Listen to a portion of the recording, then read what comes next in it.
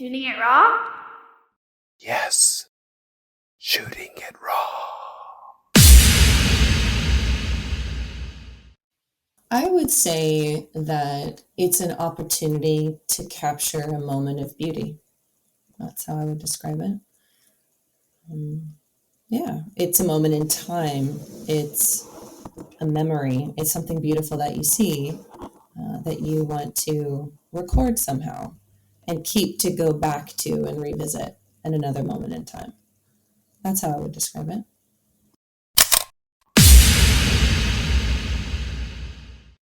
Nice. Excellent. Great. Juliet, how do I say your last name? Ghodsian? Ghodsian. Ghodsian. Turkish name, Persian name. Where's it from? It's Persian. Yeah, it's Persian. Okay, so welcome to the podcast. Basically, we're going to drive by, go by, partially address or directly address, like if life really is a gift, how do we make every second count? Awesome. And it took a while for us to kind of align our schedules and our lives and our times, but I'm super excited to meet you. This is going to be really great. Same here. I'm excited. Thanks for having me.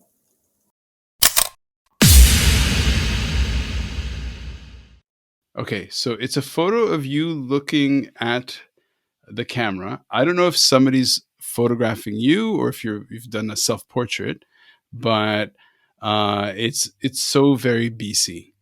Like, obviously, I know that you're in Vancouver. So very BC. It's you're wearing a winter jacket. Your hair is down. You're wearing your glasses. You're laughing. It's totally coming from the inside. It seems quite honest. The sun is either 11:10 in the morning or 3 or 4 in the afternoon. The light is beautiful. It's fantastic photo. So why start the podcast with this image? What is the meaning of this image?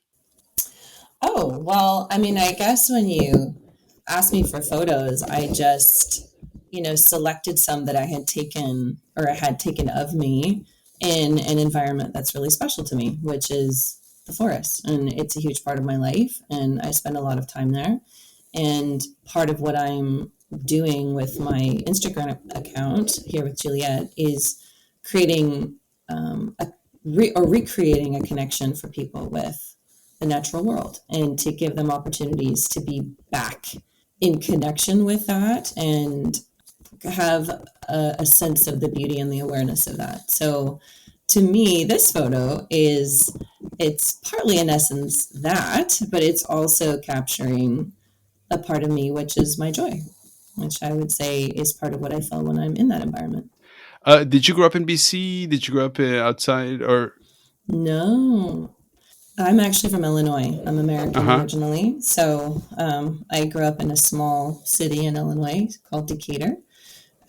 Lived there a good portion of my life. I spent some time living abroad in South America in my late teens and early 20s, but I moved to Seattle to go to naturopathic medical school. I was there for 4 years, and then I moved to Vancouver after that. So I've lived in Vancouver about 19 years. Wow. Okay, so you just put all these things into the air, and I'm like, oh, okay. So you grew up in Illinois, which, if those are your formative years, I could see why going to Seattle and then going to Vancouver would. I mean, everything about the natural world, the habitat, the environment, the ecosystems in BC is huge. It's just big. Oh, and yeah. So I can see why your connection to that is so conscious, because it's kind of hard to ignore. Once you go there, everything's massive. Yeah, and it's vastly different from where I grew up. Yeah. Do you feel that you need to have that contrast to be more present to it? When you say that, do you mean having lived elsewhere and then coming to a place like this? Is that what you mean? Yeah, absolutely. I think that when you go, for example, so if you grow up landlocked in the prairie, right? I didn't see the ocean until I was 17 years old, right? So your experience of that, and I think your value and appreciation of it is different, okay? because you, during those formative years of your life, you grew up with a certain ecosystem and environment, which in the prairie is endless sky, flat vista that goes on forever, lots of corn and Wow. soybeans, right? It's not mountains, it's not epic forests and things like that. We have beautiful forests in Illinois, they're just Hmm. different. So I think, the value and appreciation that I have, particularly for the mountains and the ocean. And Vancouver is very unique in that way because we Yep. have both. So we're very lucky to be able to have mountains and ocean simultaneously in the same view, right? So yeah, I think it's awesome. I never take it for granted. I love it, and I try to enjoy it as much as I can. You also dropped a really big bomb. Which isn't a negative thing. In this case, it's a kind of an explosion of ideas. So, med Yeah. school. Yes, I'm a naturopathic doctor. Okay. Okay. So when did those values and that connection really kind of surface in your brain, right? To go like, oh, that's the direction I'm going to go to because it's in service of others. Hmm. So yeah. So how did that emerge in your life? Well, I grew up with a family and a community that was very service oriented. So I would say that was always kind of part of the way in which I was raised, that you participate in and give back to your community, Oh that wow. that's important. That's the first thing. That's the first thing I would say. The second would be, let me think about timing of that. I wouldn't say that when I was young, I imagined that I would end up being a doctor necessarily.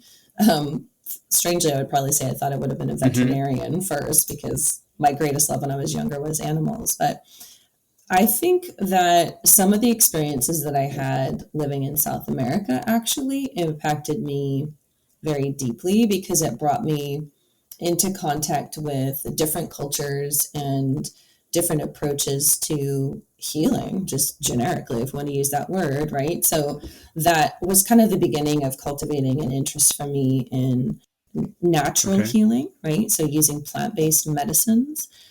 When I returned from some of my time abroad, I worked in a garden for several years and just had a close connection with land and growing Hmm. things, and specifically growing medicinal plants. So at that time, it cultivated an interest for me in botanical medicine, specifically for healing and helping humans. And at the time, I mean, I grew up in a small city, like I said, in Illinois, in the middle of the Midwest, and naturopathic medicine at that time wasn't really something that Hmm. anyone there Hmm. knew about or had even heard of, right? So I didn't really know that that was an option. And initially in my journeys and studies, I was kind of pursuing social work and counseling and body work. And, I was thinking of getting an RMT Hmm. degree and kind of just doing body work and emotional support work for people. And ultimately that was what my undergraduate degree was in. But during that period of time, I was working in the garden and cultivating an interest in natural medicine. And I found out about naturopathic medicine from a book that I got from the library. And I just thought in that moment, wow, that's something that I could do, Hmm. right? To work in a healing interface with people in a way that felt more holistic and expansive and also connected people back to nature and the natural world and their essential nature. So that was the beginning of that journey. And I in some ways had to kind of come to terms with the idea of being a doctor, right? It wasn't, because it's quite a journey to Sure. take Sure. on, to go to school for that long and walk that path. And in the end, I'm grateful that I did it. We might go into this more later, but my relationship with naturopathic medicine has evolved a lot over Sure. 18 years. So in some ways, I would say I've kind of even come full circle back to a little bit of doing what I originally started, which is more counseling and emotional layer trauma support work for people. So it's interesting to me to look at the trajectory of Hmm. my life and how I've stayed or even come back to some of the core interests and desires, I guess, that I had from a very early age. Right. As an external person listening to you, we don't know each other and just met, and in a way, it's like we kind of flow, like our lives kind of open up, and we kind of flow towards what attracts us, what pulls us, what draws us. For me, it Yeah. was back to BC and now back to Hong Kong. And then in terms of your work, and then the botanical impact on, say, people's lives, and then moving to places like, Mm-hmm. I mean, when you say South America is such a broad, yeah, I Mm-hmm. mean that could be huge. But then going back to British Columbia, where especially that part of BC where everything grows. So, for example, I had one guest and a friend from before, Saskia Wilsack, who is from Vancouver, ended up, I think, he is in Costa Rica, and I think her PhD is, and she did a sort of thing with UBC as well, and her PhD is to see how plants evolve, communicate. Ah, love it. I love But it. then, so when you're telling me these things, it's interesting to me in that Mm-hmm. your path in life, you're drawn to places where this could truly flourish. Like, where else but BC could a person Mm-hmm. like you thrive? I agree. Yeah. I don't think that's an accident, you know. I think that there's some level of higher guidance or directionality or intentionality, whether we're conscious of it or unconscious of it, that drives the direction of our life. And you know, I find it interesting. I only had memory of this come back to me recently, but as a child, I loved to Mm-hmm. watch nature shows. I just spent so much time doing that. And one of the shows I watched was Okay. Jacques Cousteau nature program. And I specifically remember watching a show about British Columbia. And at that Uh time, I huh. had no idea where that was. And I have very vivid memory of sitting in the chair watching the show and seeing how beautiful it was, and my little self saying, Oh I'm wow. going to live there one day. Like, I want to go to that place because it's the Wow. most beautiful thing I've ever seen. And then one day I was like, oh, I did That's that, like just right? north. You know, here I am.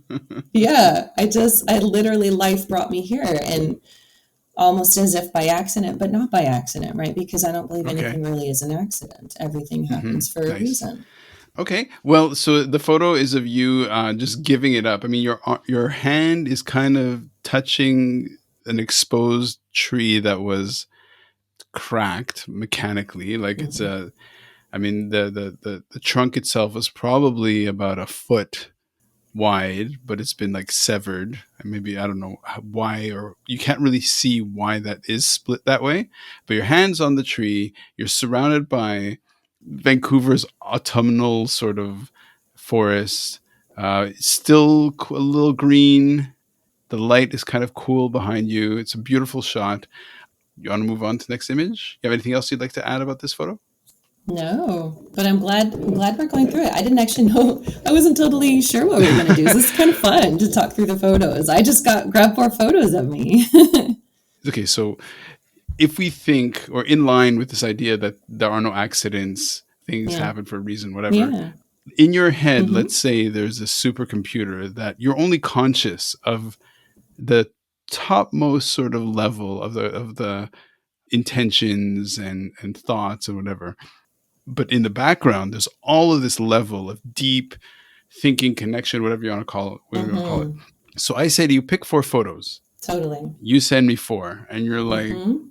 but if everything's a symbol, it's kind of like, well, what can we Yeah. find? What can we tease out of your images and that create the conversation? Uh-huh.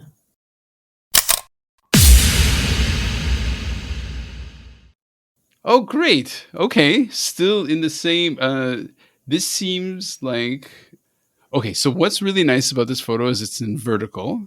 Is that you in the bottom with a blue shirt, walking away from the Yeah. photographer? Okay, so walking on a well kept sort of trail path. No rocks. It's just the kind of the soft, packed earth and maybe some coniferous pines. And Yes. then you're walking away from your back is to the photographer. And what's great about this vertical shot is that it really highlights the height of not the oldest forest in BC. I mean, the trees are quite new, Mm-mm. but very tall. So they're probably Mm-hmm. about like 50 meters or something. Like they're just the typical BC forest, super, super tall. The light's Mm-hmm. very nice. It's very green. Your shirt with that sort of cool blue is you're wearing black pants. You're walking away. It's a nice contrast. So it's aesthetically a beautiful shot. Is this somebody who Mm-hmm. was this part of a photo shoot? Yeah. Yeah, great photo. Mm-hmm. So let's dive into this. So how is this a symbol of something?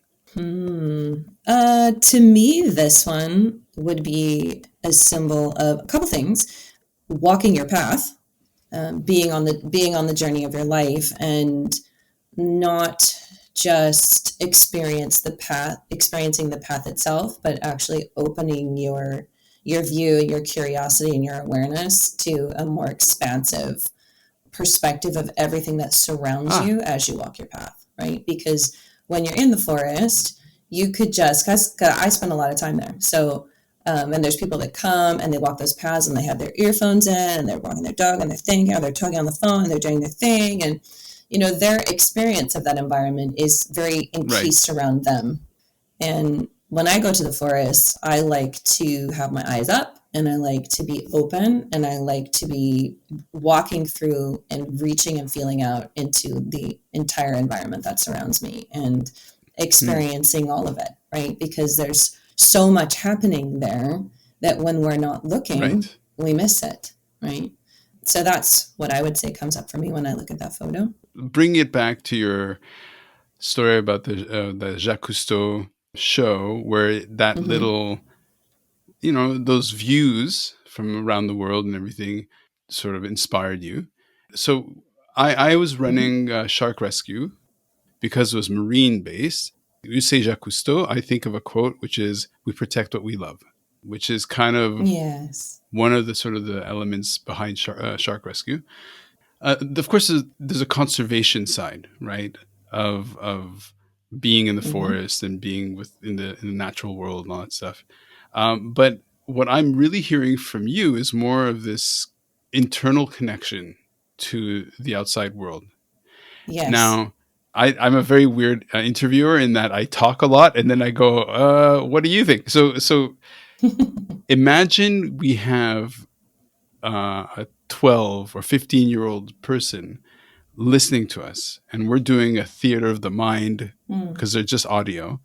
How can you be the Jacques Cousteau to the girl listening right now to inspire her about the mm, forest, being open to what's around the path? So when I say the forest, I'm using it as this, like, symbolically in the way that you said it, right? Like, mhm, so mhm. how about you try to articulate a kind of way to inspire somebody to be connected to the outside? Okay, there's a couple things I would say. The first thing I would say is to just take the time to notice, or another way to say that might be to pay attention or to soften or Mm, open your awareness, right? So I think that we often become hyper focused and we don't really expand our sensory experience really beyond what we're immediately either thinking in our mind or seeing with our eyes. And if we change our view or we expand our visual field to even just take in a wider expanse, right? You have the opportunity to acquire so much more information about your environment. You have the opportunity to experience things that you might have missed if you weren't paying attention. And I believe that's particularly important when we're talking about nature because so much is happening all the time. And when you're out in an environment like that, you could sit down in a little corner of the forest and just stare down at the ground, and if you sat there long enough, you would realize that it's full of life and there's a whole experience and existence happening for mm, all of these creatures that you didn't even know were there because you were busy hmm walking by, right? You could have the same experience if you laid down and you looked up. What are you going to see happen that if your optic is only directly forward or down at your feet, you're never going to know that there was an owl sitting there and mm, you didn't even realize it. And you could have had a moment to have an experience or to hear something or have an interaction with it, something or a living creature that you would miss if you weren't paying attention. The word that I would use if we're talking about, I mean, I would hope it's inspiring. It is for me, but the word that I would use is beingness. And I think that when we can learn to simply be in our beingness, we create the opportunity to expand our experience on a lot of different levels. So we can talk about it externally like that, where we could sit down and focus on one particular spot and what do we experience around us. We could open our optic above us or around us in all these ways, but we can also go inward, right? So you can go inside of yourself. And I would say that all of this that you experience outside of you also exists inside of you, right? So, because to me, it's ultimately about that connection with nature, because I think it's interesting what you said about conservation. And I believe conservation is really important, but I believe that people are only going to feel inspired to conserve, protect, and steward something that they feel in relationship Sure. with, right? So helping people build relationship is going to change everything about what they believe, think, or feel about nature. Okay. Yes. It's hard for me not to associate what you're saying with the training as a doctor. So, for example, what you're Mm. in terms of like mental health or physical health or just overall Uh-huh. holistic health, and the benefits, for example, of people walking in the forest and being connected to nature as a sort of way to reset their mental health balance or whatever. So Yes. would you say, I don't know if you're talking about this professionally. I don't know if you're talking about this as just as a personal sort of Mm. passion, how that Mm-hmm. fits within your life, but also is that a therapeutic approach that you're promoting? I mean, why has this been a big part of your life? Oh, well, the first thing I would say is it's just who I am, right? So it's an essential expression of who I am as a being. It is someone who feels deeply connected to the natural world. It's just part of who I am. So is it something that's personal? It's something that I feel I had as a child, and then as you grow up and move through the responsibilities of life, sometimes you lose that because other things get prioritized or more important. But I've got a very kind of complicated personal healing journey that, as I went through that, I realized that this is how it's relevant to kind of my professional experience, is that the health of my nervous system is fundamental to the health of every other aspect of Mm-hmm. my being, right? So my mental, emotional, spiritual, and physical health are all interconnected. And if I don't have ways to regulate and balance myself and keep myself healthy and happy on all of those levels, then Mm-hmm. I'm going to Mm-hmm. struggle in some way, whether it's with mental or physical health problems. And I did struggle with a lot of physical health problems in my life.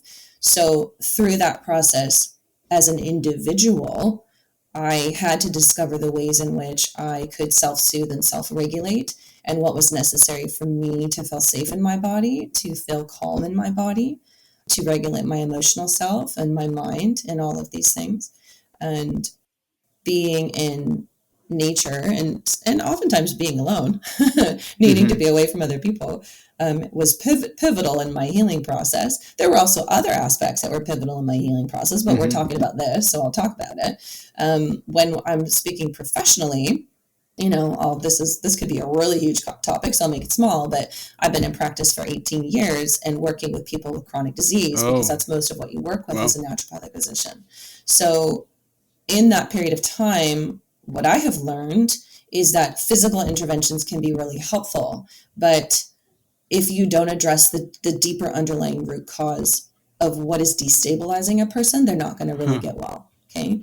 And most of what I have found, not in all circumstances, but in many, if not most, there's something on a deeper spiritual, emotional, or mental level that is creating a continual Mm-hmm. conflict inside of that person, that's creating chronic stress inside their body, that's deregulating their immune system and creating disease or ill health. Okay. So, from a professional perspective, what I now focus on 80, maybe even 90% of the time with my patients is I do mostly emotional layer healing, Oh, wow. counseling, and trauma work. Okay. Because what I've found is that if I can get to the core of what's really going on, a lot of people's physical symptomatology will either dissolve completely or they'll Mm. begin their process of healing. So, whether or not someone needs to specifically go out into nature and hug and frolic with trees, I Mm-hmm. think it would be beneficial for everybody. But, not everybody's going to be into that on the same level that I am. But some manifestation of that in some way, which is, you could use different words to describe that: grounding, getting grounded, getting connected, getting present,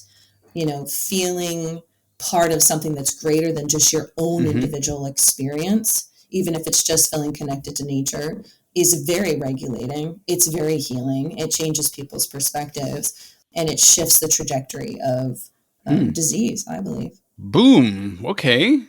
I had no idea this was going to be. Yeah, I had no idea. This is great. This is totally great. I mean, like, lots of fireworks are going off in my head.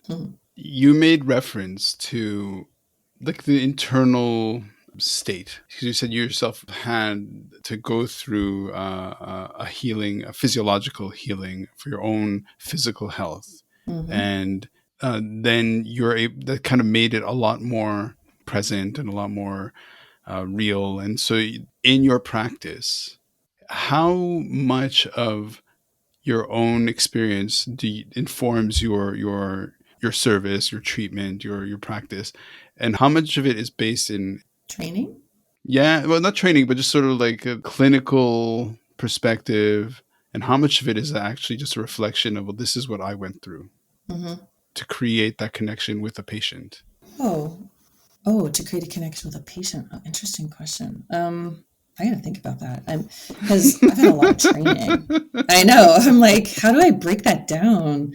Because my fundamental training was as a social worker, right? So I have a lot of training in like advocacy, communication, counseling, connecting with people, reflective listening. Like, that's my foundational training. Okay. So that piece of connecting with people is something that I've highly cultivated over the years because it's important, right? Because my perspective would be, the most important thing when a patient walks through my door is that we have a highly therapeutic connection, that they feel safe, and that they experience compassion, and also that they experience hope, right? Okay. Because when they leave my office, I want them to be feeling better than when they walked in. Now, I don't necessarily carry that as like a burden or a responsibility, but I do think it's what I need to hold as the container for that person. So how much of it's training? I would say, there's training in there for sure. There's a lot of experience. I've worked with a lot of people. So you learn. Every person that you work with, you learn, right? You get better at listening. You get better at reading people. I'm a very sensitive, you could use the words intuitive or empathic. That's just part of how I experience the world. So that is another facet, I guess, of what comes into play as far as how I work with people and the way I interface with them. That would be a piece. And certainly my own lived experience. I think as much as you are trained, when you have like a counseling or social work background, you're trained to not kind of impose your own filtered experience onto someone else that you're working with. But I think to a degree, you can't really avoid that, because your worldview is going to be shaped by what you've lived and experienced. But in some ways, that's incredibly helpful in a professional therapeutic environment because, for example, I had Crohn's disease for 17 years and I healed myself from that. Oh, wow. So I've worked with a lot of people with inflammatory bowel disease, and it's really helpful for them to work with someone who's been through exactly what they're going through. For sure. Right? So that does inform the experience, even just because I can say, I know what you're talking about. And I can speak to the physicality of their experience. I can speak to the psychology of their experience because I lived through it, right? So, and that goes for other types of autoimmune or chronic diseases as well. But does it come into the way I work with people? I don't know. Like, I wouldn't say that I project my own experience into someone's therapeutic experience with me, but certainly I might share. Right. I'm certainly, what I'm doing now with my Instagram work is to share what I've learned. Right. Because whether it will be what is the answer for that person, I don't know that, because everyone's on their own journey. But at the very least, you can share what you've learned through your own experience, healing yourself and walking through life, as an opportunity to give someone else an optic that might be useful for them in their own healing path. Beautifully said. We will promote your Instagram page. Oh, actually, what is it right now? Just so that seed can be people's head. Yeah, it's Here with Juliet. Here with Juliet.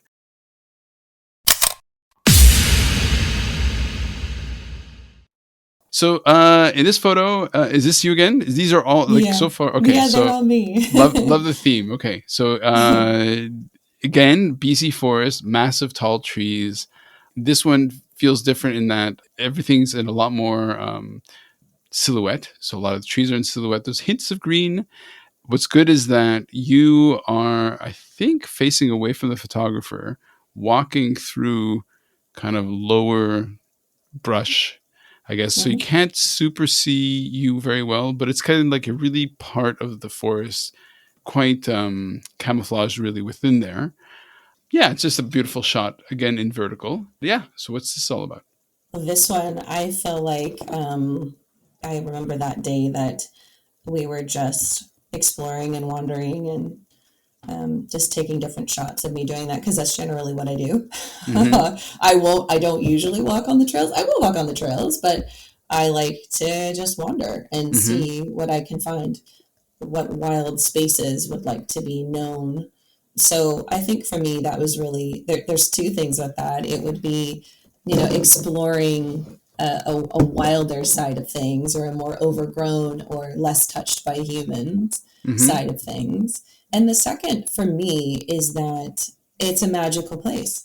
And I truly believe that. I think that the natural world is magical. And I I would like other people to be reminded of that if they want to welcome that back into their life and to experience again a childlike curiosity of the world that's around them, because I think we lose so much of that in the mundanity of life, and I think that's unfortunate, right? Because the world is a curious, magical, wonderful place, and if we allow ourselves to go back into that energy, it can bring a lot more joy, it can bring a lot more optimism, and fundamentally I believe that it brings more possibility of magic and fun and surprise and wonder. I think the Mm-hmm. word I would use is wonder back into your life. And doesn't that benefit everyone to have more of that?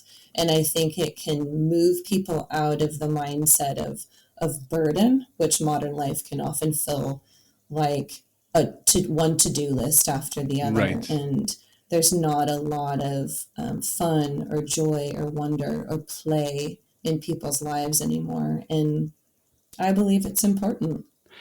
Amen to that. Okay, so let's step back a little bit and see what else we can discover. Really, so in a way, I'm lying on the bed of ferns, looking up at the sky with you, going, "Oh, okay." So that's where you're putting my attention. It's very nice. Yeah.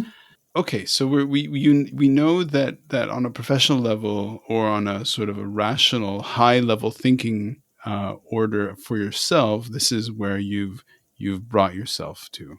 So Mhm. how? So I'm laughing because the question is formulating as I'm sort of thinking, and I think you're going to be like, "What kind of question is that?" Okay, so Okay. how does all of that result in Instagram? Like why is that your channel of Oh. expression? Oh. I'm so sorry. Yeah, I guess that is a good question. I'm not really a social media person. So originally, here's the story. Basically, is that I've got a patient. I see her whole family. She's lovely. She's an Okay. amazing person, and she's very savvy and knows lots about Instagram. And in conversation with her, what I was talking about originally at that time was because I've been in one-on-one patient care and client-based care for 18 years, and Hmm. that's a long time. And it's wonderfully fulfilling work, but you also have to be really good with your boundaries and self-care to work in especially with trauma work and the way that I work with people. Hmm. Um, you have to take really good care of yourself because it requires a certain level of presence and energy to be able to hold that space for people repeatedly all day long. Okay, which is Right. basically what I do. Yep.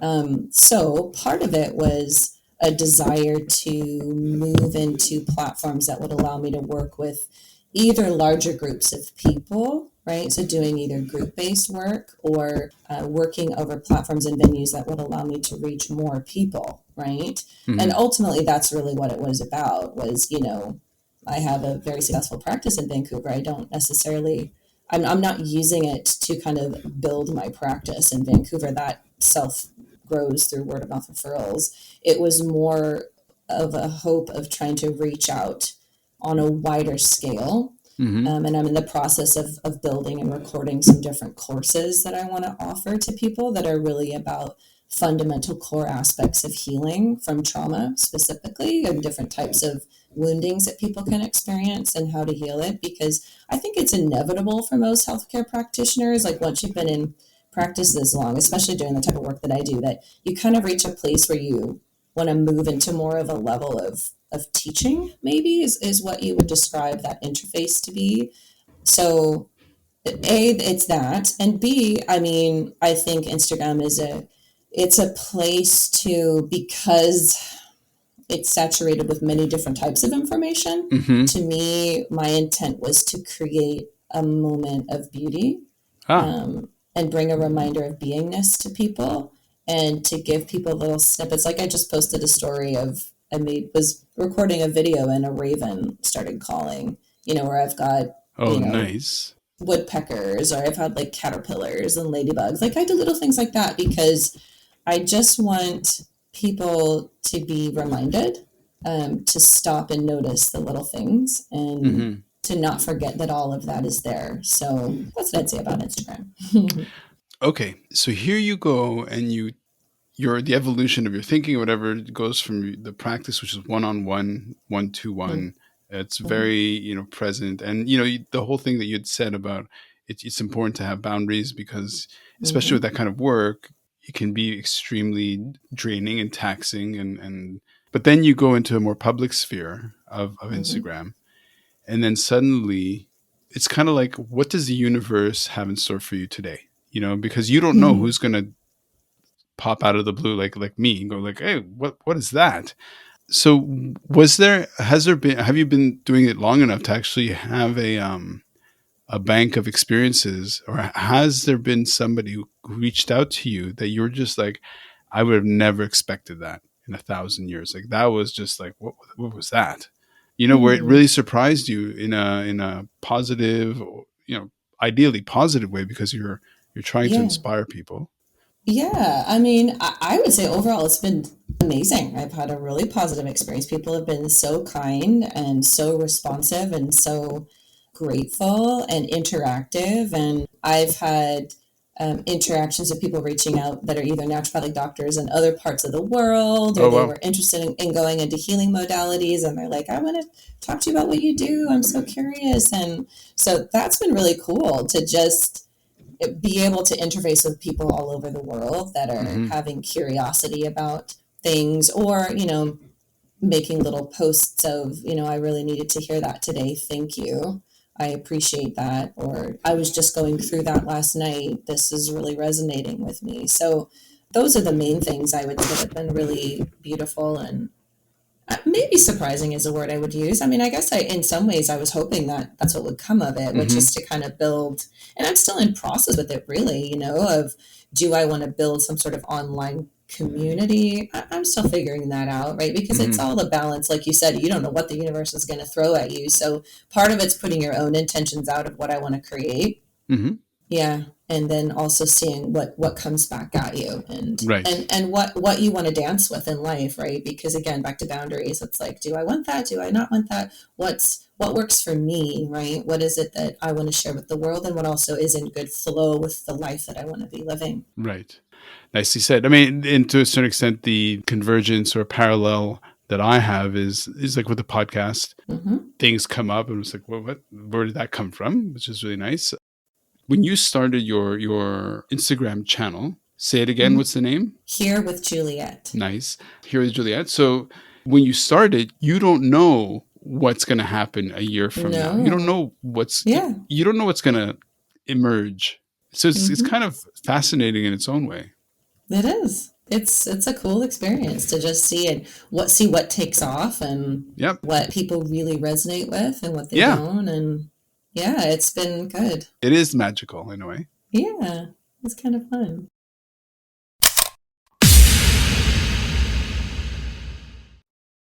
I thought you wanted 4 photos of me. It's kind of fun that it did end up being all me. I was like, he wants 4 photos of me. Now in What? hindsight, I might have sent you something else, but this is No, okay. We can talk about me. but this is well in okay, so one theory of photography is that even if you're Uh-huh. making landscapes, right, Mm-hmm. or if you're making like the most whatever, it's always a reflection of you.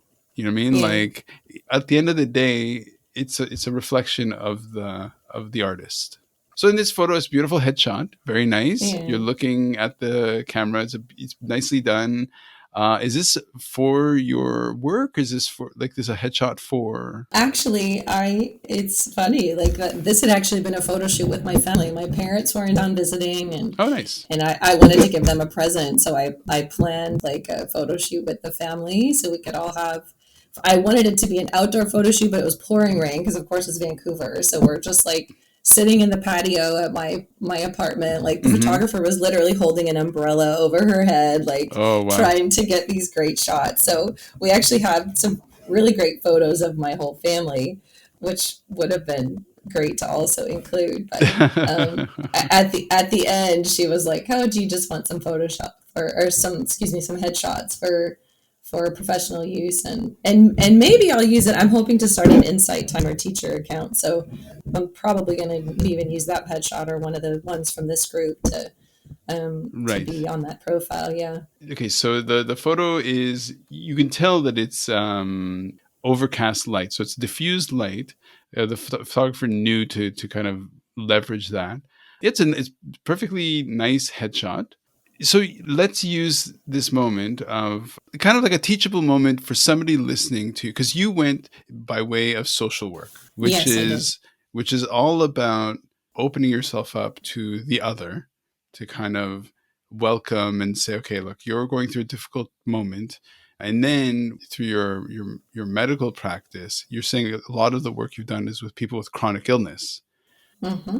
Okay, so on my side, in terms of professionally, a huge part of my life, like 15 years of my life, was dedicated to something called service leadership, Mm. which is about how to become the kind of person who creates the best team within a network of others. Mm. So in a company, it's like helping 200 people work better together, Mm-hmm. and not using a sense of leadership or mentality or mindset of leadership, which is top down, but it's just very much bottom up, which Mm. is all about the network strength.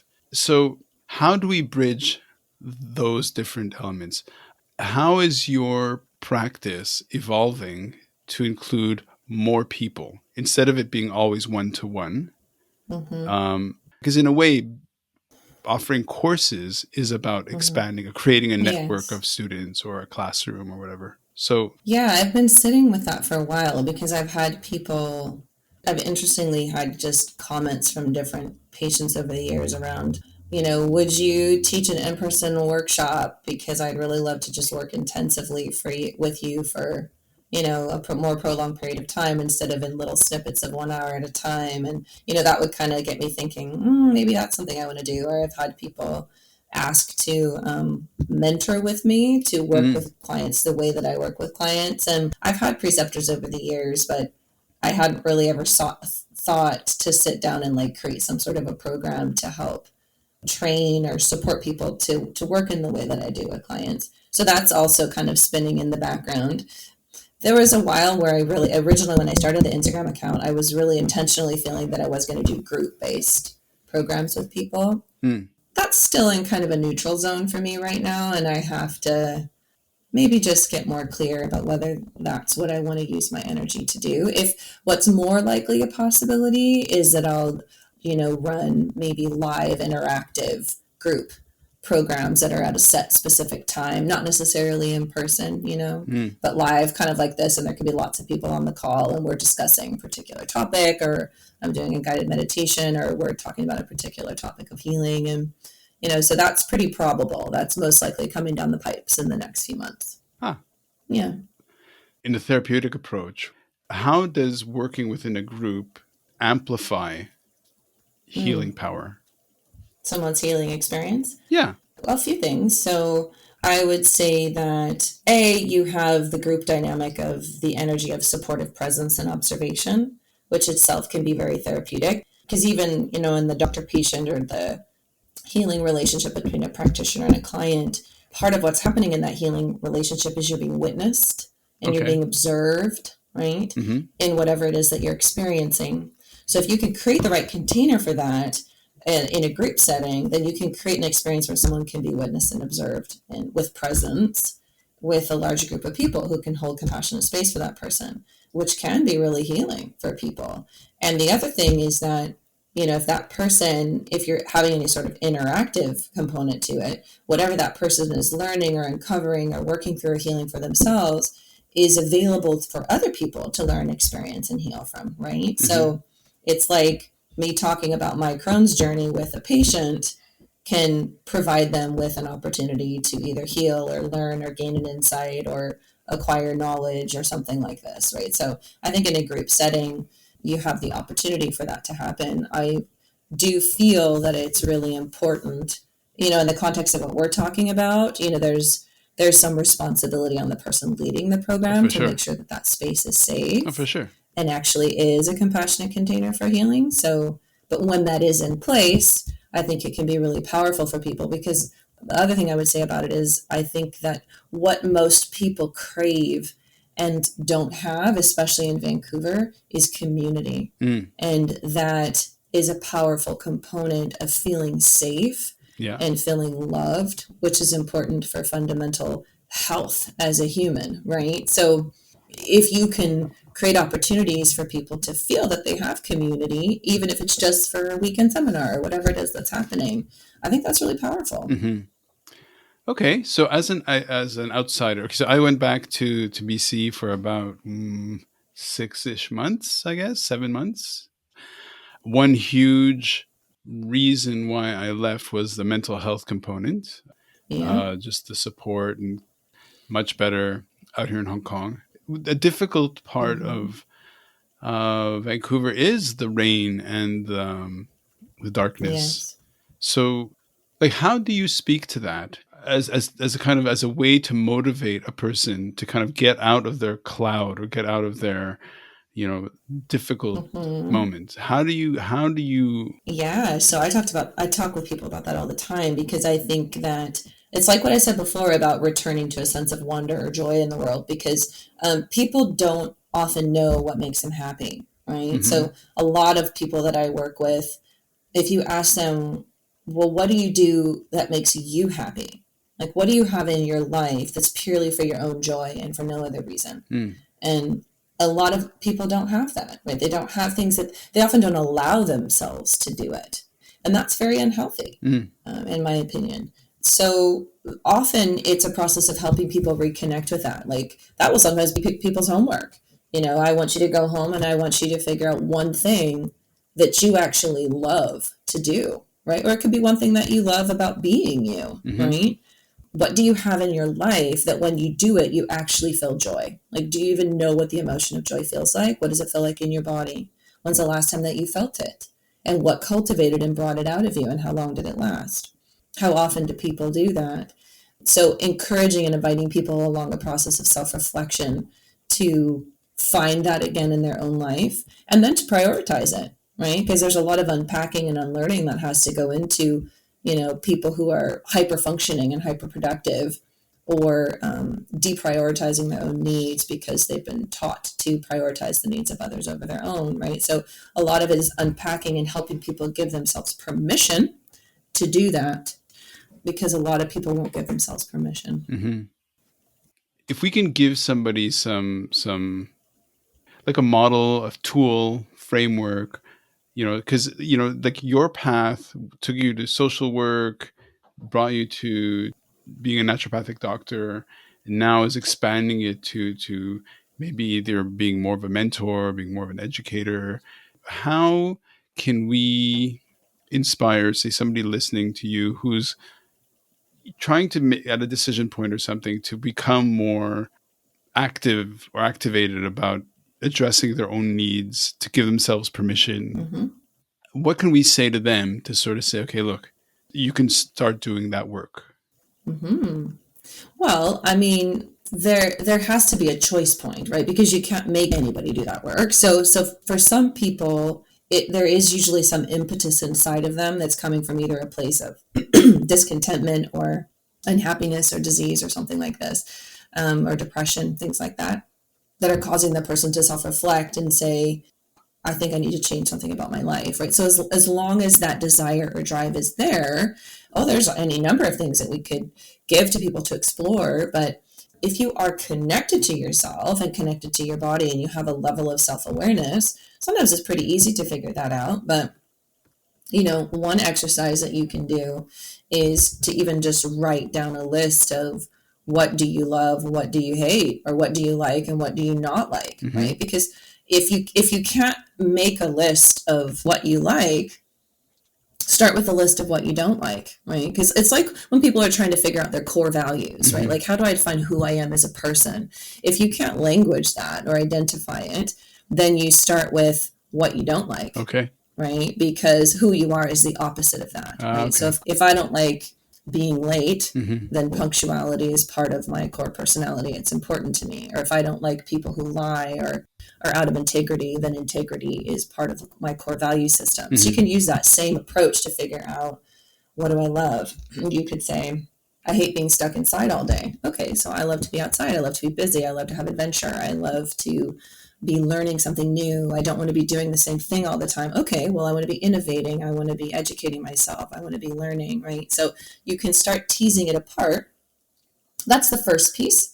The second piece would be helping people get back in touch with their body as a barometer for joy and inspiration, Mm. right? So because people often think that comes from the mind, and I think in many ways it can, but if you don't have a strong relationship with your body or a strong connection to your body, how are you going to read that? Mm-hmm. Would be my reflection. Would be, how do you know that you feel inspired? How do you know that you're feeling excited? Is it a thought in your mind or is it a feeling in your body, right? Mm. And how can you use the feelings in your body as a way to guide you towards what is for you and what is good for you and what excites you and drives you and fills you with passion or adventure, and to really listen when you're having those opposite feelings. And usually, the way that you could define it is something that feels inspiring or exciting is going to create a sense of openness. It's going to create a sense of warmth. Mm-hmm. You might feel expansive Mm-hmm. as opposed to heavy, cold, or contractive. And that's an exercise I'll do with clients on the table. Well, when they need to make decisions, right? Right. I'll go, okay, well, how does this feel in your body? How does that feel in your body? So that's something I would offer to people as a way to kind of feel their way forward if they're trying to feel inspired for what to do next or where do I go. Well, how does it feel in your body when you think about doing it? Does that make you feel excited? Does it fill you with joy? Then walk that direction. Nice. Juliet, that was well said. I mean, that was great. Thank you. That was so Thank you. nice. Thank you so much. Look, these hours scream by. It's already Yeah. been a fantastic hour. As we're speaking, there's this headshot of you warmly looking back. It's on my screen. I'm just like, okay, that's so, like, it's such a nice warm feeling. It's great. Yeah. I know it's dark, or it's getting dark in Vancouver right now, but have you been able to be outside recently? I was in the forest yesterday, so I spent a Nice. nice, good long time Great. wandering around. Today I did not. It was raining a lot, so I stayed home. A sentence that is truly Vancouver. Yes, absolutely. Thank you so much for your time. Thank you for Yeah, sharing. thank you for having me. I had a wonderful time. Shooting it raw? Yes. Shooting it raw.